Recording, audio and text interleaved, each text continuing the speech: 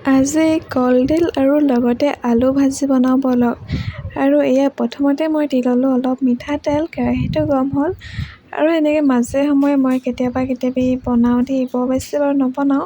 আৰু যেতিয়াই বনাওঁ তেতিয়াই মই ৰেচিপি হিচাপে ভিডিঅ' বনাই আপোনালোকক দিম।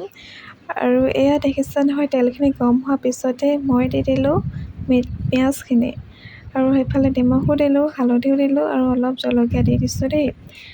আৰু এনেকৈ ঘৰত কলডিল বনাই খাই কোনে ভাল পায় বাৰু। কলডিলত যিহেতু মাংস দিলে ভাল লাগে, আজি মাংস নাই, অকল সুদা কলডিল ভাজি। এনেকৈ বনালে ইমান এটা ভাল নালাগে, সোৱাদ হ'বলৈ অলপ মাংস হ'লে ভাল লাগে। আৰু আজি অকল এনেকৈ বনালোঁ দেই। আৰু ৰাতি সাঁজৰ কাৰণে কলডিল খাম আৰু লগতে বিলাহী ভাজিম। আৰু মোৰ ফেচবুকৰ পেজটো যাতে সোনকালে আপোনালোকে ফ'ল' কৰিব আৰু লগতে ভিডিঅ'বোৰ লাইক কৰিব, শ্বেয়াৰ কৰিব, কমেণ্ট কৰিব। আৰু যিসকলে মোৰ ভিডিঅ' চাই সিহঁতক বাৰু মই লাইক দিওঁ। আৰু এইফালে লগতে বিলাহীখিনিও ভাজি আছিলোঁ। আজি ৰাতি আমি এনেকৈ খালোঁ, আপোনালোকে কেনেকৈ খালে জনাবচোন। তেনেহ'লে আজিলৈ আহিছোঁ, বাই।